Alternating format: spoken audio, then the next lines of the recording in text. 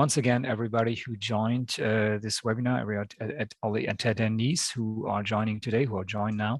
Welcome to the webinar about battery test solutions from HIOKI. It's a joint joint webinar today with HIOKI and Fortest, our distribution partner in Norway. I just want to quickly introduce, I'm Oliver from the marketing department at HIOKI Europe. Just tell you quickly, this webinar will, first of all, will be recorded and all the participants will be shared the recording afterwards. We also share the presentation materials, and if there's any questions that couldn't be answered during the webinar, we will also follow up with the answers to your questions. Thank you so much. Hello, everyone, and good morning. And welcome to this webinar with the hot topic battery test solutions. And with us today, HIOKI. Before Kai gets the microphone, I just wanted to share some information about Fortest and what we are doing. So my name is Karoline Halvorsen, and I am Insight and Measurements Engineer at Fortest. So if I could have the next slide, please. Thank you. So our headquarters is in the Høvik. It's just right outside Oslo. And we are also stationary in Trondheim, the Norwegian tech capital, as you may know it. So in the Trondheim, we are focusing on also supplying or helping our customer, but also helping the engineering for tomorrow. We are doing this by supporting different student organizations. So Revolve team, as you can see photos of, it's electric cars, a race car, both autonomous and with a driver, but also the Propulse team, which is making rockets, fuel fighter, and also microgrid is some of the students' organizations we are sponsoring. So next slide, please. Thank you. So we in Fortest want to support all our customers through their research, development, certifications, and manufacturing. We accomplish this mission by representing different suppliers in Norway, so our customer can get the best solution fitted for their needs. So today's topic is about battery measurements. It's a topic I also are responsible in Fortest in the power and energy, and I'm also responsible for research and education. So HIOKI is absolutely the best in battery measurements, but you may also want power supplies or e-load, and there we have also iTech that may supply a modular and modern solution. And on that note, I want to give the word to Kai. So thank you, Kai, for being here today and present us this very hot and interesting topic. Thank you very much, Caroline. Welcome to this webinar that we have originally started, or that we have originally organized with Fortest, our Norwegian sales partner in Norway. This is a solutions for battery testing webinar, which we are focusing a little bit on a production tour. Basically, what we're going to do, we're following the production line of a lithium-ion battery, but we're of course also going to look at the quality assurance part. We're also looking at the R&D part, because, for example, we have instruments that were originally designed for R&D that you will also find in production. So we are looking at this a little bit from a production point of view by simply going on a little tour and talking about those. As Oliver said at the beginning, if you have any questions, please feel free to put them into the F&A section. Also, our contact details, both from Caroline for Norway, but also mine are in the slides. Caroline's at the very beginning of the slides, mine's at the very end of the slides. And we will, of course, share these slides with all participants, so there is no need for you to write down something. There is no need to you to take screenshots or anything like that in order to have it. You will get all these slides later on. It's absolutely no problem. So we're starting with a very brief history of HIOKI and lithium-ion batteries. And when I mean very brief, I literally mean one slide. I'm not going to talk a lot about HIOKI. HIOKI is company in test and measurement since 1935. So we're in this business for more than 85 years. HIOKI has always made test and measurement products. It's not a company which has made something completely different and then after a while decided to move into test and measurement. But our first product was an electrical indication meter, something you would now call a voltmeter or a multimeter. HIOKI has around has about 1,000 employees, and turnover with the currency fluctuations roughly is about 200 million euros per year. The special thing about HIOKI is it's a company very much driven by engineers. So it's not the sales guys calling the shots in HIOKI, but it really is a very, very engineer-driven company, very much focusing on products and solutions. And what is special about us as well is we have our own factory in Japan, in the area of Ueda, Nagano. In the Nagano prefecture, we have our own factory, so all our products are made in-house. The cables might be externally sourced, like the connection cables to an instrument, but basically the products are made in Japan in our own house. We have a European subsidiary. So HIOKI is around since 1935, but actually HIOKI Europe, us guys, we're only around since 2017. And for those who have been already logged into this webinar before 10 o'clock, we were chatting a bit about moving because HIOKI Europe has grown so fast in the last 4 years that we're now moving into office area, which is 3 times as big as our current ones, to actually give us some breathing space. If you want to know more about HIOKI Europe and why HIOKI is only there in Europe since 2017, when the company's around since 1935, if you click on the slide, if you click on the link on the slide, the European subsidiary, you can see a little bit of a background information about that. I'm not going to go into details in this webinar. Actually, in this webinar, in many slides, you will find links which give you a little bit more of a deep dive into the topic, which give you more information, more detailed information about the product or the topic that we're talking about. So I'm trying to, because of the width of the topic, I'm going to be fairly shallow. But first of all, if you have questions, please raise them. And also you will see in the slides that there is a lot of possibilities to deep dive and find out more. But any questions that are not answered by that, please, by all means, come back to us and talk to us, because that's the whole purpose why we're doing this, to get to talk to you guys. So HIOKI is Japanese precision since 1935, which is our claim. We are actually in the business of doing automatic test equipment, which you can also find in some battery solutions, but primarily our products, our solutions that are around battery are in our area of professional measuring instruments, as we call them. We are going to focus on this one on battery testers, resistance meters, impedance analyzers, insulation testers, and mega ohm meters, which is only a part of our product portfolio. And actually what you're going to experience if you join this webinar and you expect me to talk about battery testers from word one, it probably will be about 20 minutes until I talk about the first battery tester, because there are many, many other things important in the battery topic, apart from the battery testers. We're not, of course, going to look at all into field measuring instruments. This is just an information for you that we have it. So now, this is death by PowerPoint.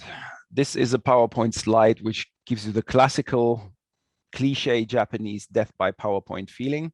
We are not going to walk through this slide at all. The only thing I would like you to look out, to remember, is the circle, the red circle number, which is 1985. 1985 was the year when the first lithium-ion battery was commercialized. It wasn't invented in 1985, but a fellow of Asahi Kasei, a Japanese company, actually industrialized the first lithium-ion battery. He finished his process of industrializing in the first lithium-ion battery in 1985. So basically from 1985 onwards, that's the beginning of the journey of lithium-ion batteries. And you can see a lot of Japanese names, you can see a lot of Chinese names, and you can see a lot of Korean names in this slide. But basically the claim is it all began in Japan by a company called Asahi Kasei, with actually the guy who made this possible being part of a group of 3 scientists who got a Nobel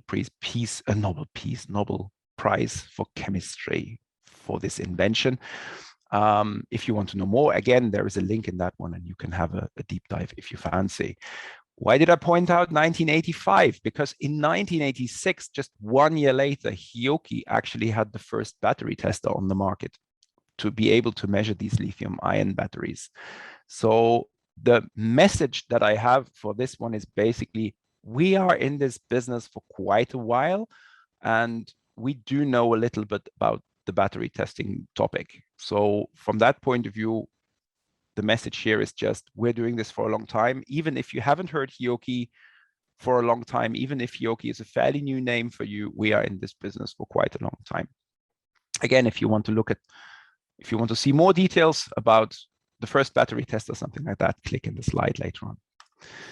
So let's go on a little tour through a lithium-ion battery production line.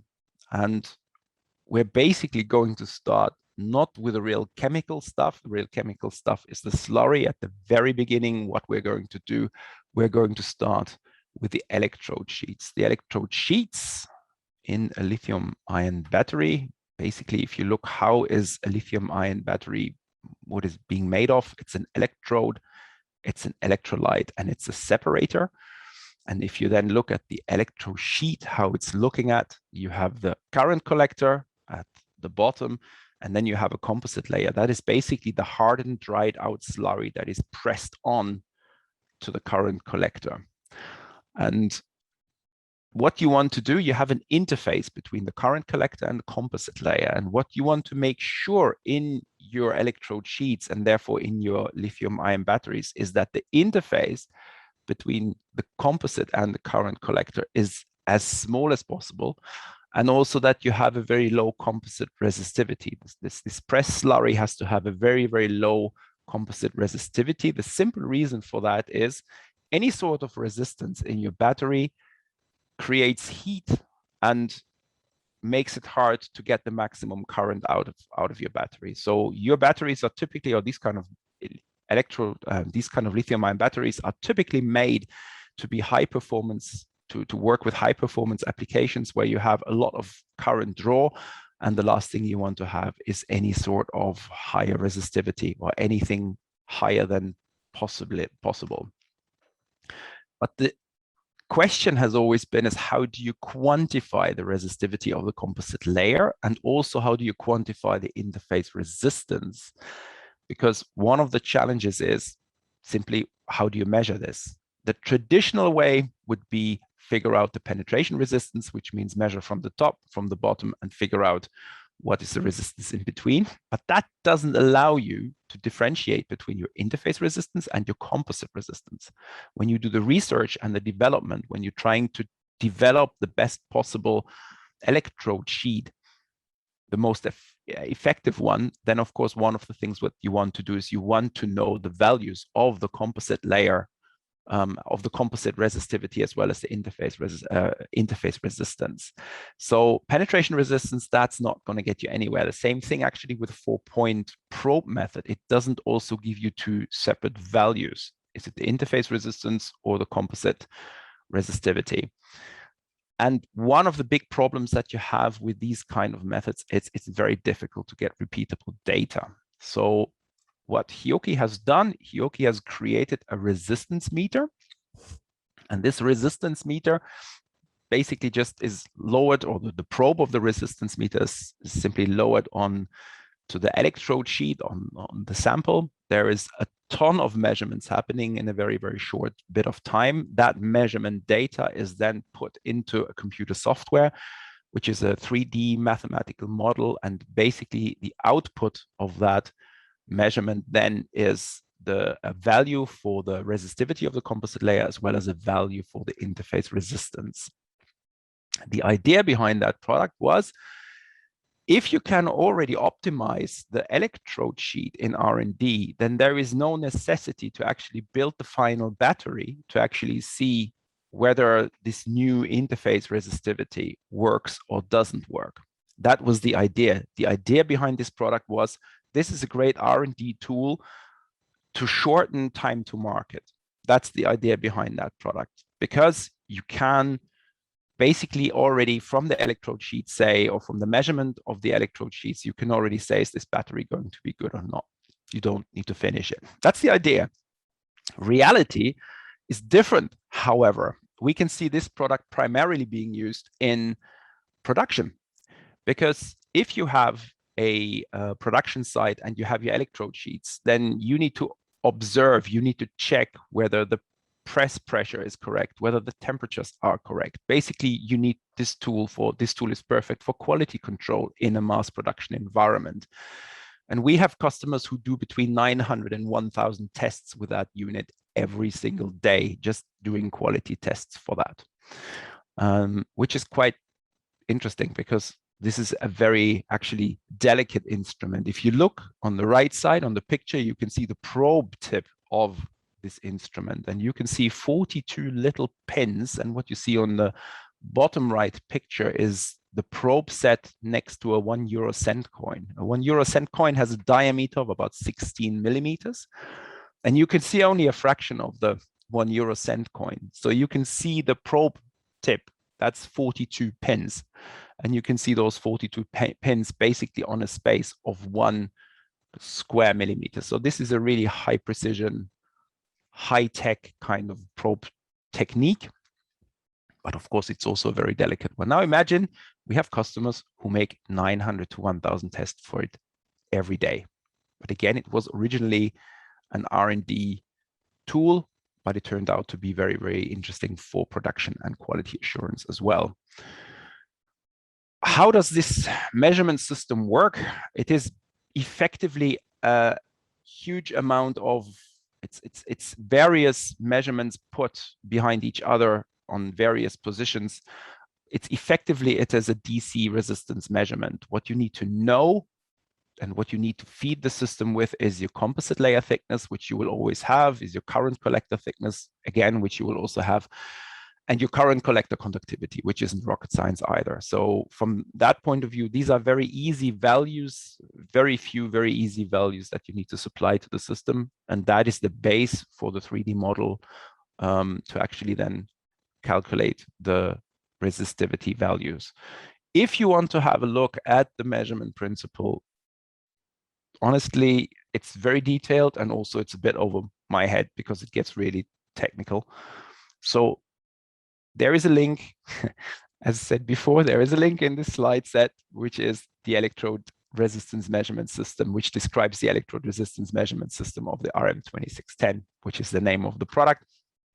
You can also find this on the HIOKI.com website, of course, but just for convenience, here is the link for it, and you can have another look at it. Applications for the RM2610, as I said, originally it was designed for R&D, but it really has turned out to be a really, really important and very popular tool in manufacturing quality control. So I've actually went through that, so I'm going to skip that slide a little bit. Tab welding is the next part. HIOKI doesn't really have any solutions for coater press slitting, for sheet cutting and stacking. So the next bit we're going to look at is tab welding, and that's actually a very, very important topic, what we're looking at.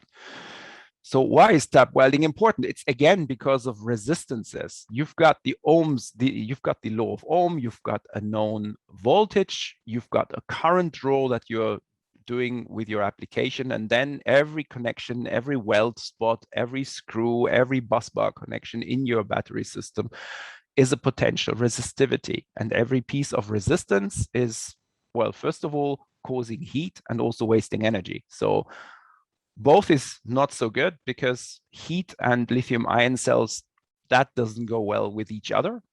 They don't like each other very much. So from that point of view, you want to make sure that within your lithium ion cell or your module or your pack, that all the contacts have resistances that are as low as possible, because you want to avoid any sort of development of heat in your pack. That's one thing. And the other thing, of course, is we're tweaking inverters in electric cars to the max. We're doing everything we can do to get as much energy out of the battery into, for example, an electric vehicle. At the same time, of course, we have to make sure that the resistances, the waste of energy in the car is reduced to a max. And for that, what is typically done is tab welds, for example, in a cell, but we will later see this as well for busbar connection measurements. Tab welds, they need to be tested. And we really recommend to test every tab weld that you do. I do know of one customer who has told us, yep, they are going to do the tab weld tests in the prototype phase, but once that works, they're not going to bother with that. Personally, I'm not going to buy any battery packs from that company and put it in my basement. That's for sure. Because I honestly believe that it's absolutely crucial to do tab weld tests and to test every single tab weld that has been done, because it simply poses a risk of fire effectively if you have a wrong tab weld which is unchecked, which causes heat, and that can have really drastic consequences if that is not observed and checked properly.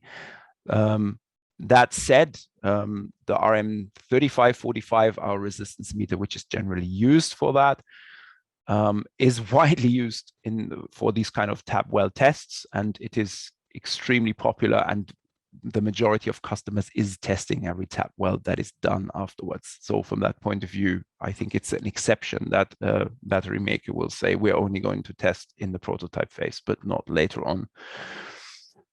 Why is the product that we're looking at here is a resistance meter. It's called RM3545.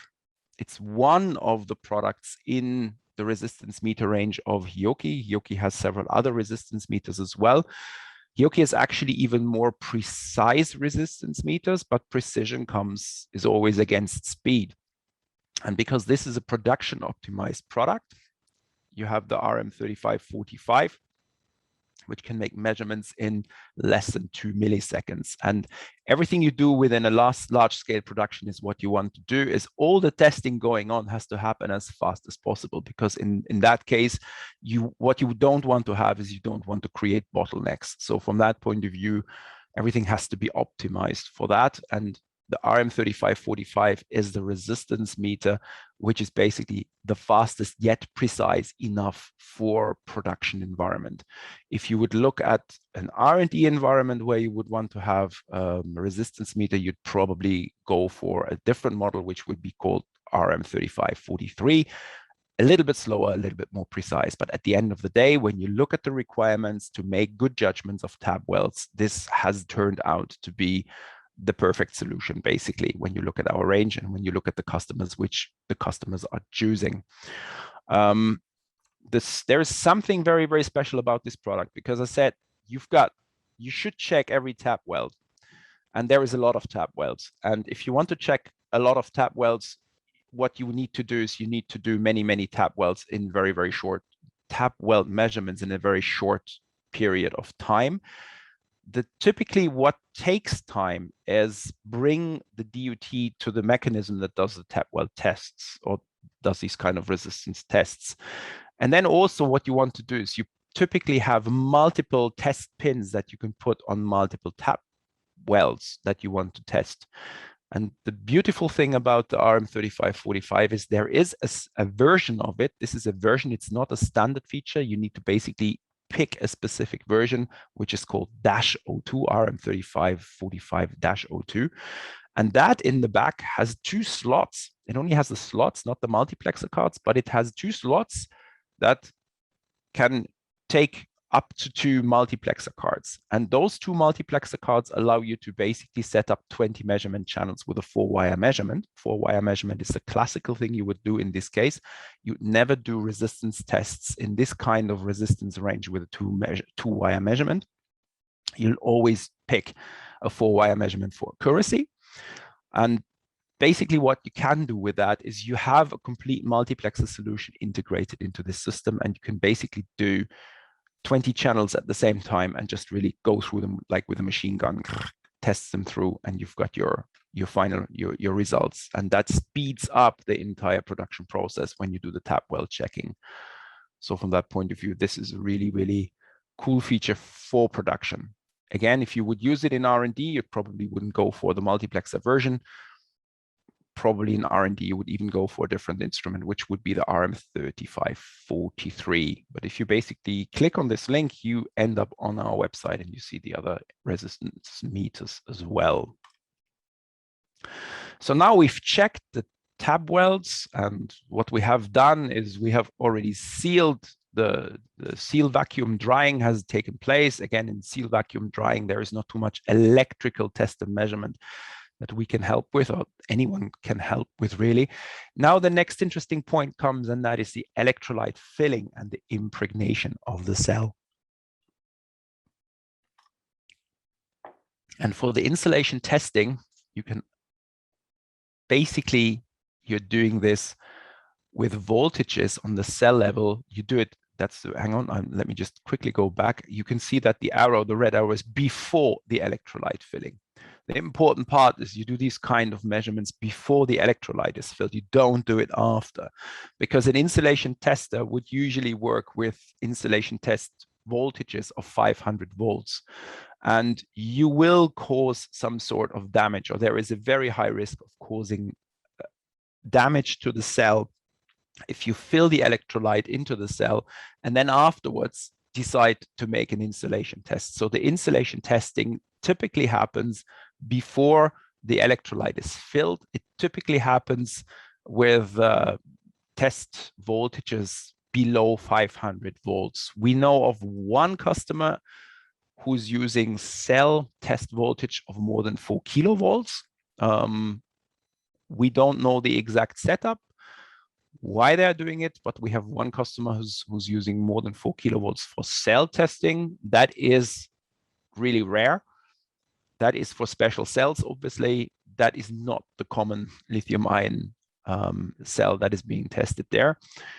Typically, test voltages for insulation tests are below 500 volts. And for that, we kind of, again, have some sort of a standard, an industry standard product, which is called ST5520, an insulation tester that goes up to 500 volts.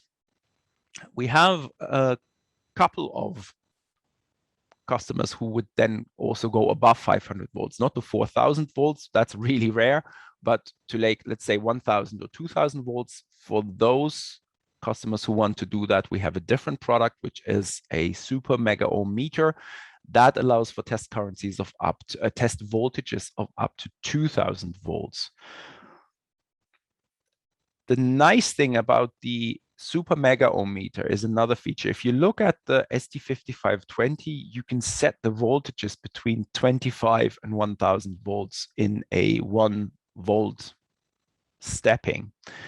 The difference between that and the SM7110 or 7120, the super mega ohm meter, is in that super mega ohm meter, you can set your voltage in an 0.1 voltage step up until the first 100 volts. Up until the first 100 volts, you can set in 0.1 volt steps. Above that, you can set as well in 1 volt steps from a resolution point of view. Why would you need a possibility to set 0.1 volt steps in an insulation tester? And that's exactly the case. You will need that if you want to make an insulation test after the electrolyte has been filled. In such case, oops, now I pressed the wrong button. So I hope you can still see the slide set. I just clicked the wrong button. So the interesting point is you have the possibility to set a voltage which is like 3.7 volts, 3.6 volts. And that would be done when you decide to do insulation testing after the electrolyte has been filled. As I said before, it's not generally a good idea to add 500 volts onto a lithium-ion cell for an insulation test when the electrolyte has been already filled. But you still have the possibility to do insulation testing afterwards. And one of the products suitable for that would be that said super mega ohm meter. Obviously, if you use it, before I talked about the SM7120, which goes up to 2,000 volt. Now I'm talking about the SM7110, which only goes to 1,000 volt. But when you want to set 3.7 volts, there is no real reason to have a 2,000 volt capable product. So that's why I'm focusing on the SM7110. In this case, it allows you to set your voltage, your test voltage 3.7 volts, and then do insulation tests after the electrode has been filled, electrolyte has been filled.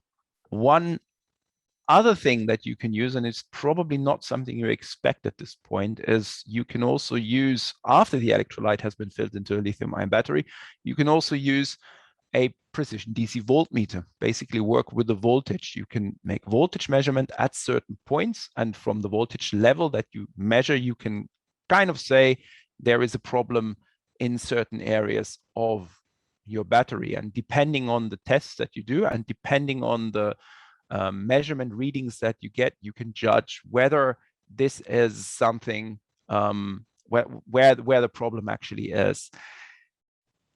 However, and I think this is important, I think in a mass production environment, it is very rare that you will find anyone doing these kind of tests with a DVM. This is something you would expect in R&D. This is something you would expect probably in the prototype phase. When you set up a production, you have these kind of A samples, B samples, C samples. Probably in the early stages of prototyping, that's when these tests come in handy, because they tell you whether the previous processes, for example, cutting the electrode sheet and all these kind of things, whether that has happened well. So for that, this kind of testing can give you a good idea. It's not necessarily something that you're going to see being done when, let's say, in an 18650 mass production. Nobody is ever going to make these tests with a DVM. That's just not cost sensitive at the end of the day. One of the very important things about that's pretty much about all our products that you see featured here. What HIOKI always puts into the products when they're made for production, because everything is going to be automized or automated, is a capacitive contact check function. One of the things that you don't know is, for example, if you take a simple multimeter and you just click on a battery, it says 3.7 volts as an OCV, but it might also say 0 volts. If it says 0 volts, you don't know, is the battery broken or is there just no contact? And to make sure that there is a contact before the measurement is made, there is a contact check function built into our products for these kind of things. If you want to have a little bit of a, if that explanation I just gave you doesn't make any sense of you, you can click on a YouTube video link in the slide. That makes it pretty obvious. The sound is terrible, the light is terrible. I literally did it on the desk I'm sitting at the moment, because I just wanted to show quickly, if you do it with a multimeter and if you do it with a DVM, to measure the open circuit voltage and what the contact check function helps you with. So from that point of view, is a click video to explain it. So now the next thing that is part of the process in lithium-ion battery manufacturing is the discharge aging. The aging process. For the aging, what you do, you basically take your batteries, put them into a room and wait for a couple of months. Probably it's the same thing as, I don't know if you've ever driven by a German brewery and you wondered, why do they have so many filled crates with beer outside of the brewery or standing somewhere in the brewery? And the reason is, what they do is they do some sort of aging test as well in the brewery, because if you've got residues of the fermentation process still in your beer bottle, what basically would happen is the fermentation would go on and the bottle would explode because it's sealed. So basically what they make sure is they keep the beer for a while before they sell it out to see, does a bottle explode? Is there a problem with the batch? So that's some sort of an aging safety check in beer. And you can do the same thing with lithium-ion batteries. Obviously not because they might explode. That's a completely different reason. The reason why you would do that is because after a while you can see what was the self-discharge of the battery. You basically measure the self-discharge after a certain period of time. If you want to measure the self-discharge at that level, you need a very high precision voltmeter. That's why the DM7276 in that case is very, very high precision for that. You can also use the 7275, also very high precision, 7.5 digit voltmeter. The majority of people would probably use a multimeter for that. There are some excellent multimeters on the market to be able to use that. And those multimeters, they will tell you, whoa, we have sampling rates for logging of 1 megasample per per second. We are talking about OCV voltages. And OCV voltages in batteries, they don't change that much. So 1 mega sample, for example, in a logging function is complete overkill. Also, when you use a multimeter for that, you're basically paying a lot of money to have a good resistance measurement. You're not doing a resistance measurement with the product, yet the resistance measurement isn't by far as good as with a real resistance meter. So at that point, the idea is really use a digital voltmeter, don't use a digital multimeter. If you do these kind of aging tests, in theory, of course, you can also do the tests before the installation tests with a multimeter. But again, you need a high precision voltmeter. The voltmeter section of the product needs to be highly precise. You always get that typically in multimeters, which are also very, very expensive. So from that point of view, that's why HIOKI has made just a voltmeter and not a multimeter. That actually took me a while to understand when I joined the company. Why are they making a voltmeter when everyone else is doing multimeters? But if you look at the application, in this case, a voltmeter makes perfect sense. Now, I've been talking about aging. Aging, again, is something that you'd probably not find in mass production of an 18650 cell pack. You would probably find aging more, again, in a prototyping area and an R&D area, but not necessarily in a mass production, because there's simply too many cells that you would also need to check. But for the prototyping and the R&D side, it makes sense to look at this test to do within your production. And basically what you see is that this is basically just a little graphic of what I just explained. Is what you want to see. You want to see a slow curve of self-discharge. Once you see that there is a high discharge, then you can kind of say, okay, there is a problem with that cell. And if you use that in R&D, then of course that can help you get a lot of information whether your process is correct or is right or not. Next one, cell testing. And now, ladies and gentlemen, at 10:38, we're looking at the first battery tester, actually. So I said 20 minutes, but I think it was a bit more than 20 minutes before the first battery tester comes into play.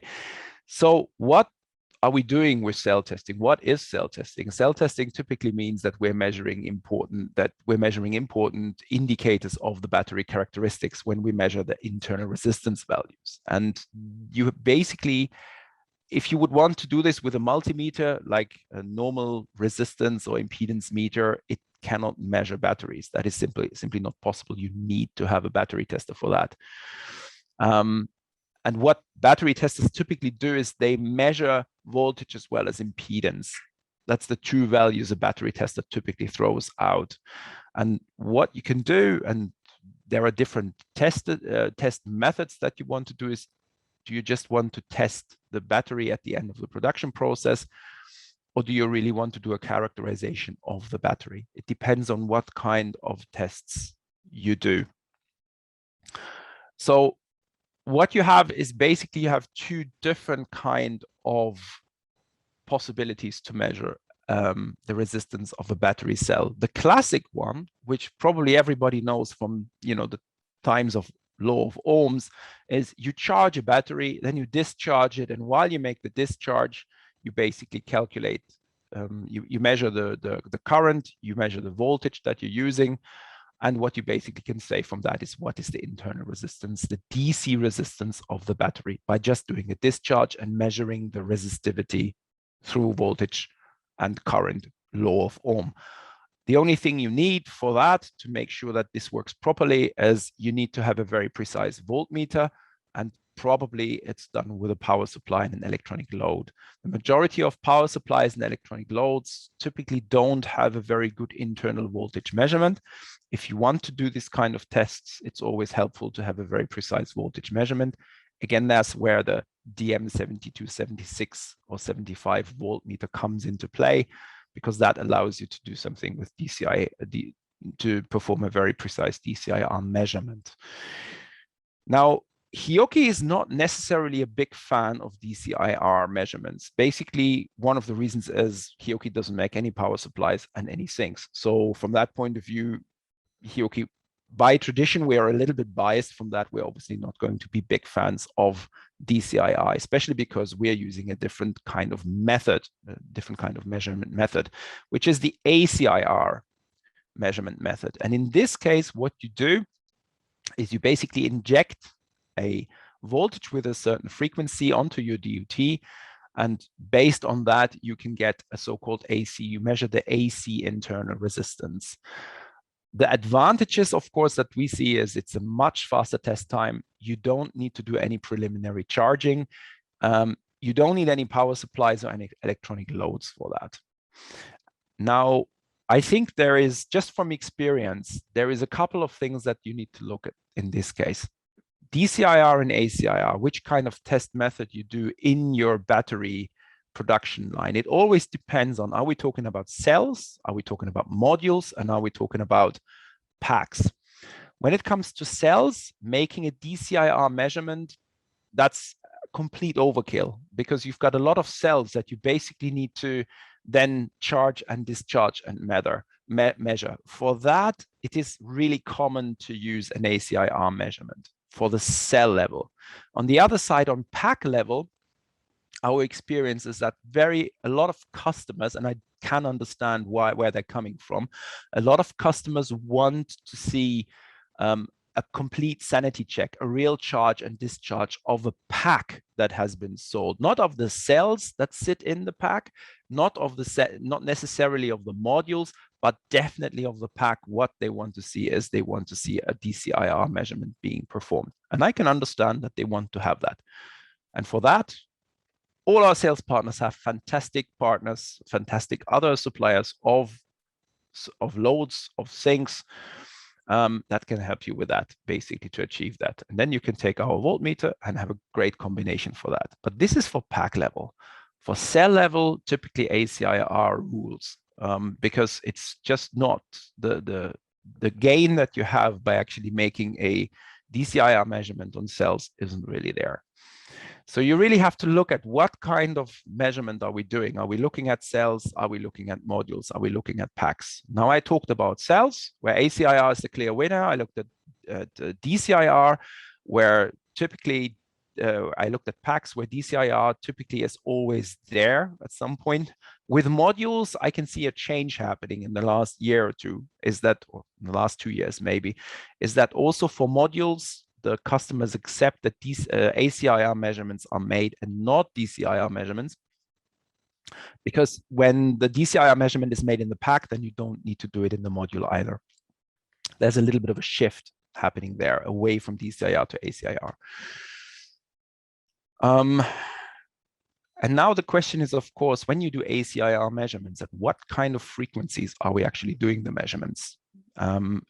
Because if you look at a lithium-ion battery, then depending on the frequency that you measure, it tells you different stories. It gives you different information. For example, if you measure below 1 Hertz, 0.1 Hertz or something like that, what you will see is that you get information about the lithium-ion diffusion within the electrodes. The classic measurement is 1 Hertz to a couple of 100 Hertz to get information about the charge transfer reactions. And then you have the lithium-ion migration of electrolyte, which is typically measured at around 1 kilohertz. So it really depends on what do you want to achieve and why would you measure at which frequency. And this is basically the result of the measurement. You can see on the left picture would be a Cold plot, as they say in Asia, or a Nyquist plot, as they say over here in Europe. And it really depends on why would you want to make which measurement at which point. And a very important bit is which information can you get from which kind of resistance. And the important part is if you make a 1 kilohertz measurement, which is the most standard measurement, is measurement at 1 kilohertz, it doesn't really tell you too much about, for example, whether you have a degraded lithium-ion battery. So if you take a battery tester with 1 kilohertz, with an ACIR measurement of 1 kilohertz, and you do this for maintenance checks, that's a very dangerous thing to do, because the 1 kilohertz frequency doesn't tell you a lot about the state of health of the product. But because we are looking at production here, at the end of the day, at production, what you want to do when you do a battery test is, has the electrolyte been filled in properly? Is there too much of it in there? Are the contact resistances okay? And for that, it is absolutely fine to do a single frequency measurement at 1 kilohertz, because that's the information that you're going to get out of that.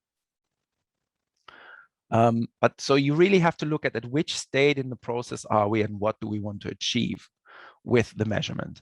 Now, EIS, which is basically which would be a sweep of frequencies, which would be that curve, that Nyquist curve is basically based on an EIS, an electrochemical impedance spectroscopy. In a production, it takes a little bit of longer time, but it does make sense if you, for example, don't want to do DCIR measurements, because in that case, you do a couple of frequency checks and you know that your battery is okay. For cells, 1 hertz is a very, very good frequency. If you don't want to do DCIR for cells and you want to do ACIR instead, 1 hertz is a very good frequency to give you the same kind of information. But why would you also want to do an EIS in a production environment, when I just said, well, typically what you do, all the checks have been done before. At the very end, you do a 1 kilohertz check to make sure that the electrolyte is fine. Why would you still want to do EIS in a production environment? And one of the things might be that the cells that you're getting, you have a module or a pack production. The cells that you're getting third party is one of the things you want to check. So you want to do batch checks. And in that case, of course, you want to run an EIS over it to actually get the information about, is the battery really as good as the supplier promises you to? And also there is the possibility to grade cells to create high performance or large capacity packs. What would that be, for example? Think of, for example, a race car. Think of Formula One cars, which now have battery packs in there as well. They're effectively hybrid racing cars. The batteries that are used by the Formula One teams, these battery packs, they're handcrafted, and every single cell gets checked with an EIS, and they basically match every cell to work perfectly with each other. The behavior of each cell that goes into one of those Formula One packs is hand-picked, and they check the curves, and they make sure that by making sure that the curves are exactly the same of each battery, of each cell that goes into that pack. Because of that, they get the maximum performance out of that battery pack. Probably not something that you'll see in a standard passenger car that you buy nowadays, but in a performance vehicle, this is something where this is interesting. And also it's interesting if you're using high capacity cells. So for example, we have a customer who is making exploration cars for Africa and the Antarctic, where these exploration cars completely depend on lithium-ion batteries as the single source of power supply. And what they, of course, want to make sure is that these large capacity battery packs that they put together, that they match nicely as well, and that they match perfectly as well. So they would do an EIS measurement. They would also do a cell grading as well. The last thing you want to see in your basically setup of cells is that you have one cell which performs poorly, which would cause the whole pack to perform poorly, because you'd basically create a bottleneck in there. Which products would you use for this kind of grading for EIS? Two ones are the common ones. One is called BT4560, a battery impedance meter, and the other one is a chemical impedance analyzer called IM3590. Both usually work on cell level, because that's typically where you do these kind of ACIR tests. You do it on cell level. And then basically you have to decide, is this a high capacity cell or is it a low capacity cell? If you would work with lithium ion cells for a truck, for example, you would have capacities where it makes complete sense to use the BT4560 because of the smallest impedance range it has of 3 milliohms. If you would, for example, make batteries for hearing aids, lithium-ion batteries for hearing aids, you would not want to use the BT4560 because the largest impedance range is 100 milliohms, and your impedance value of your small capacity hearing aid battery would be very likely much higher. So from that point of view, in that case, a chemical impedance analyzer makes sense. The IM3590, the big difference is that you can put your cold plots or your Nyquist plots straight onto the screen. This is not possible with the BT4560, but because the BT4560 would be remote controlled with a software, you can actually do this from the PC side. This is basically a little bit of comparing an LCR meter with an impedance analyzer if you look at the function setup. BT4560 is also available in different other versions, 10 volts, 20 volts. So not only in the 5-volt version. This is not a standard product you see in the catalog, but just get in touch with HIOKI or get in touch with one of our sales partners and they help you out with that. Now, time is running out. Battery testers with a single frequency. That's what I said before, is there's this 1 kilohertz magic frequency that's always used. And one of the reasons why 1 kilohertz frequencies are used is because it is a fast measurement.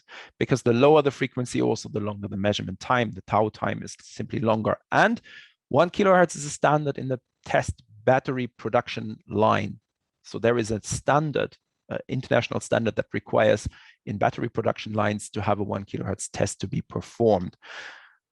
This is probably something that originated in lead acid batteries and was taken over with lithium ion cells as well, but it makes complete sense.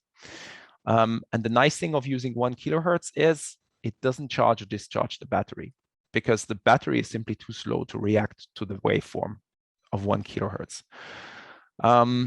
And again, it allows to check the electrolyte as well as the connection resistance. It doesn't give you any other detail, but that is exactly what you want to do in a production line. At this point in time, you only want to check whether the electrolyte is okay and whether the connection resistance is fine. All other tests you have done before with insulation testing, with electrolyte sheet testing, with aging, with whatever. So this is the only thing that actually needs to be checked at this point in a production line. I'm not going to go through much into detail about this product. It's a very fast one. It is kind of the industry standard. And basically, the battery testers that we're using for that is pick your range, whatever you want, whether you want it for cells, whether you want it for modules, whether you want it for packs. One of those is certainly going to fit you, of these battery testers. So because of time, I'm not going to go through much into detail about that. One thing, when we're talking about modules, again, the RM3545, we've been talking about before. We were talking about it with weld testing, but this is also a suitable instrument for busbar testing. And again, in that case, also, we know customers who are using the multiplexer function. That comes in very handy because imagine you have 20 of those pins going onto that one single module and it goes and makes all the tests within 2 milliseconds. Again, if you want to watch my great YouTube video again with a fantastic sound and light explaining the contact check function. Oh no, that's not this video. That's coming later. Sorry. If you want to see more about busbar functions, there is a YouTube video from our colleagues in Japan that tells you more about that. OCV measurement, we kind of looked at it before when we compared DCIR and ACIR. Basically for OCV measurements, the digital voltmeter is the perfect tool because it just does what is needed at that point, which is a very precise volt measurement. Anybody who has spotted the mistake in the graph on the left side, I apologize. I still haven't made it to correct this. The voltmeter, of course, shouldn't check the voltage at the power supply, but the voltmeter should check the voltage at the DUT at the top. That's a little bit of a mistake in that graphic. Apologies for that. Again, one of the things that I said before as well is HIOKI instruments usually always have a contact check function, a capacitive contact check function. And you can see that pretty much every product we've been talking about so far has this contact check function. Even the RM2610 actually has a contact check function, but you'll know when it doesn't do the measurement basically. But it's basically, this is one of the key features of HIOKI products. And here is the link to the YouTube video from before again. Again, just a very easy way to explain why contact check is really crucial. And no multimeter has that. No multimeter that you can buy at the moment has contact check functions, which makes, for example, the DM7275 or 76 really, really interesting for these kind of OCV measurements as well, because they're typically happening automated.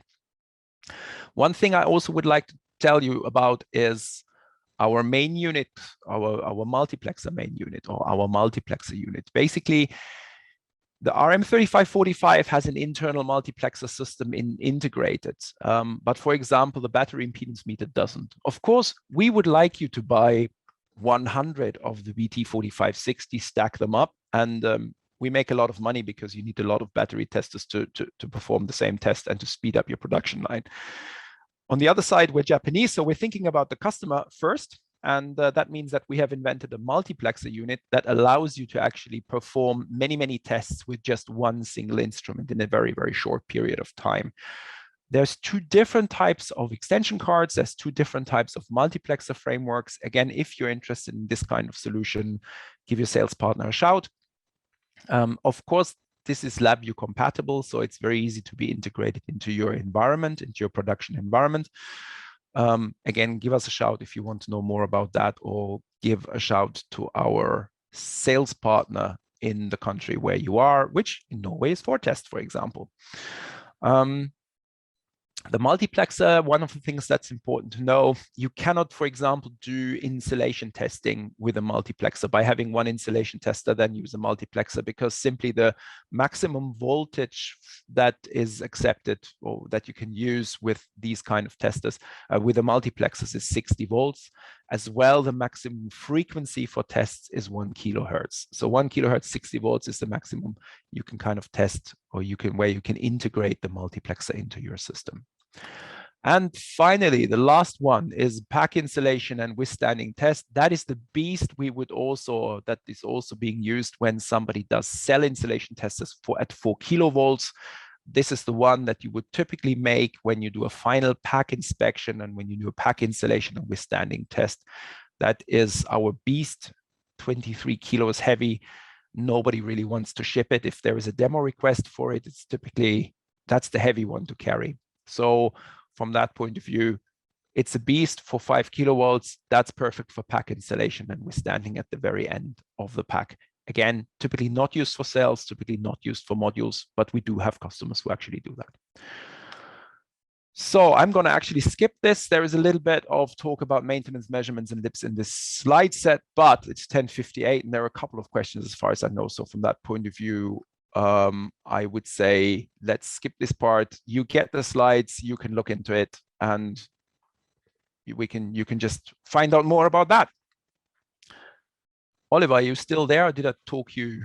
I'm here. To sleep. And our participants as well. Your mic. Thank you. My mic. All right. No, there are actually some questions I would like to quickly address in chronological order, starting with Brandon Sexton. I believe it's a question from him. Question is, so we have insulation testing of jelly rolls and cells before electrolyte filling, and then we have capacity check with measures for voltage, not amps is the question. We don't measure ampere is the question, I believe. Does that make sense? So no, it doesn't for me, because I honestly don't know what a jelly roll is. But I do know who Brandon Sexton is. So I will just get back to Brandon Sexton and check with him what is the jelly roll. What do you mean with the jelly roll? Yes. Okay. Jelly roll is a stack of it's a stack of electrodes. So we have insulation tests of jelly rolls and cells. I need to look at that, guys. I need to look at that. Brandon, I come back to you. Okay. Then we have another question from Brandon about voltmeters. Then the voltmeter measures voltage, which if it is low, it means there's contamination. Correct. For example, yes. Yeah, exactly. That is exactly what you do. For example, if the electrode sheets haven't been cut properly and there is some residue in that goes into, then also the electrolyte, you can measure that. You can measure that with a voltage check. But again, as I said before, it is a test that you can do. You would not do it with an 18650 cell. It's this kind of test. You would probably do it more in the prototyping, in the A samples, B samples, but probably not finally in the mass production, because you'd probably do batch checks. What you do is you take 2 out of a batch and do these kind of tests. But I cannot see that this would be something that is done with every single cell in a mass production environment. It's definitely a very useful test, but it's more like a spot check, not something like a test that you would do with every single cell. I hope that answers the questions. All right. Thanks for that. Another question from Kyle Waters. Do the multiplex systems in take series? all In series. after each other. There's a very fast switching time between those, but you don't switch one after. It's basically a measurement taken one after the other. The simple reason is you've got a multiplexer with a lot of channels, and on the other side, you've got one single measurement device. So that single measurement device can actually only do one measurement at the time. So the idea of this multiplexer is to have a very fast switching time. So the switch time is really, really fast. And that allows you to make many tests in a very short time with just one instrument. That's the idea behind it. Yes, so for participants, the question was, did the measurements happen in parallel or in series? And in series was the answer to that. Yeah. And then we another question which came in through the chat, actually, can you please present the equations applied during ACIR? And I think that's something we need to follow up with, right? Can you present the equations? Can you please present the equations applied during ACIR? Well, I need to check back about what exactly is requested here. I honestly don't get the question, but it's no problem because we know who raised the question and we can get back. Yeah, that's we will do. Yes, that sums up the questions we have right now. It's also 11:02. So yes, I think we answered quite a lot. If there's other questions and you need to follow up, of course, we have our contact that we come up with next, our contact details. Yeah. So yes, there's no other questions at the moment. Yeah, that's perfect. You see my smiley face in there. If you have any questions, get in touch. I'm on LinkedIn. And also I have an email address, which is my first name @hioki.eu. Just get in touch and we have a conversation. Absolutely no problem. That's what we're here for. Yes, likewise, of course, you can contact the distribution partner in your region, in your country, or subsidiaries in your region as well. All right, so thank you, everybody. Thank you for joining our webinar. Thank you, Kai, for the presentation and the insight. We will share the recording and the webinar materials after this session. And yes, thank you very much. And I wish everybody a good day. Thanks a lot, guys. Thank you very much. Bye-bye. Thank you very much. Bye.